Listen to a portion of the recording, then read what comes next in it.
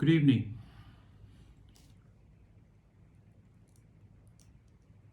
Many of you who personally tracking me are aware that I'm an ex-corporate treasurer and I dealt with many banks of the globe, which includes Bank of America, Royal Bank of Scotland, Citibank, Deutsche Bank, Standard Chartered, UBS, and many. And I have repeated this many times that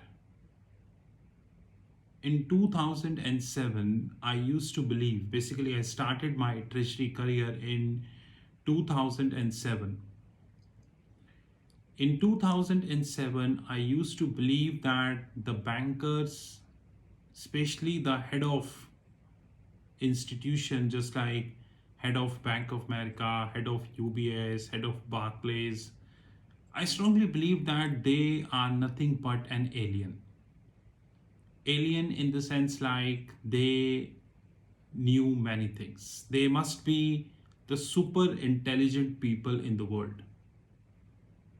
But now, with the passage of time, you know what I mean. And I am an avid reader, which means that, and I would like to thank you, Amazon, for helping me in the sense like Amazon is a platform whereby you have millions of books, and whatever book you like you can order it and it will come at your place. And being a prime member, we are getting a lot of benefit from Amazon. I personally thank you, Amazon, for creating such a healthy platform for the book readers.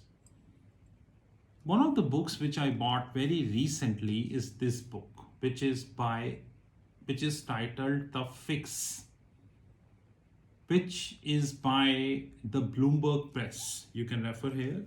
This is by the Bloomberg Press. This is The Fix.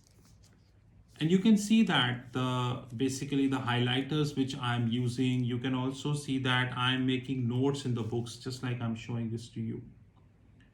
Everywhere in the book you can see that I'm making the notes. Wherever you see, I'm making the notes. I never read books for the sake of fun. I read the books for the sake of knowledge. And nowadays, I'm reading the books to check the level of stupidity by the authors. Guys, this book which I'm talking is on the LIBOR manipulation. Basically, how LIBOR manipulated and how did the big banks, including interdealer brokers, they made a huge quantum of money. Huge, unprecedented. Even today, which is after around 16 years of LIBOR manipulation, I can challenge the so-called Department of Justice, United States, to tell me the exact benefit these big banks got. They got tremendous quantity of the benefit. When I start reading the book, I got to know the stupidity of the authors. I have to say that both the authors, which is Liam Vaughan and Gavin Finch, are completely unaware that how a treasury function in a multinational bank works. Because here the LIBOR manipulation are not done by only one institution. So here you have an example of Credit Suisse, you have an example of Citibank, you have an example of UBS, you have an example of Barclays, you have lots of examples, and many banks, I would say, were deliberately not mentioned.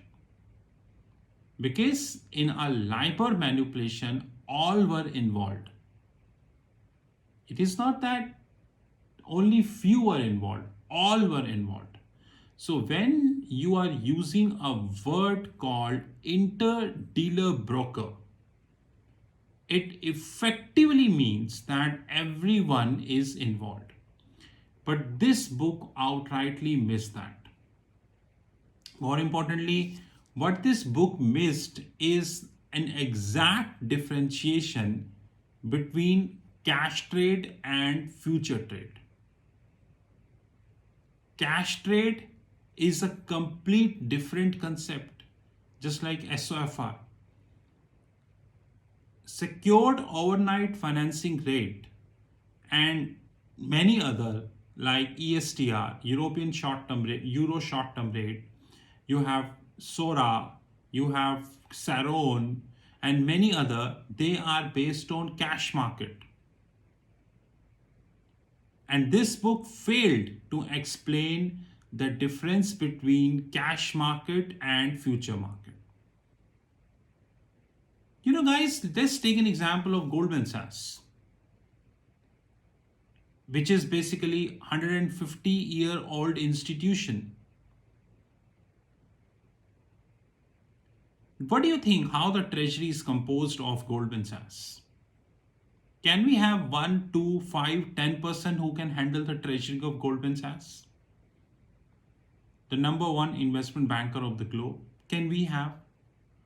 No, we cannot. We even cannot assume that. That 1, 2, 3, 5 people can handle the treasury. We cannot assume that.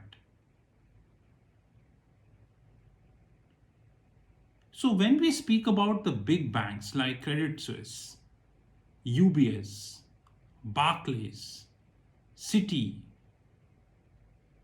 and many other, those who find just a penny amount, their treasury composition is completely missed here.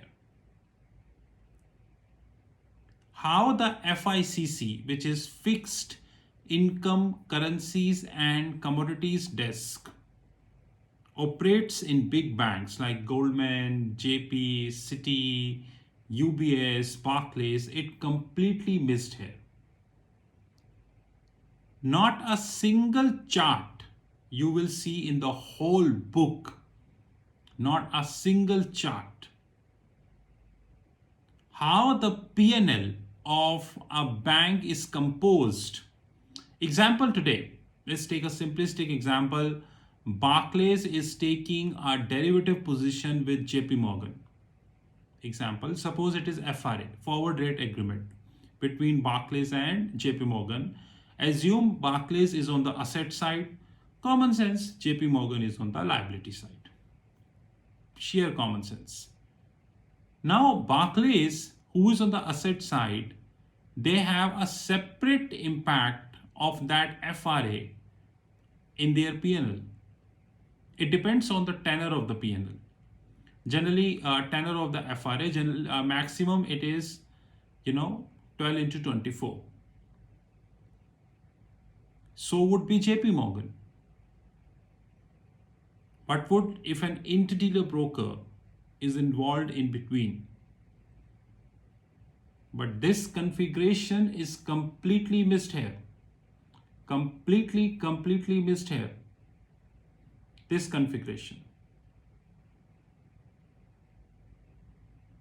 How banks, those who manipulated the LIBOR, how their EPS swings, it completely missed here. And how, the other LIBOR, which is GBP LIBOR, Euro LIBOR, Yen LIBOR, and other, how did they manipulate it? It completely missed here. This book is more or less focused on, I would say, it is not a non-fiction book. Now, what is non-fiction means that generally financial market books, those who operate in financial, those who share the information about the financial market, they you know what I mean, they are non-fictional, which means that they give the realistic information, just like Enron scandal, Wirecard scandal, and many more. But this book, I don't find this is a non-fictional book because this is fictional, which means the important components are completely missed here. Completely missed here.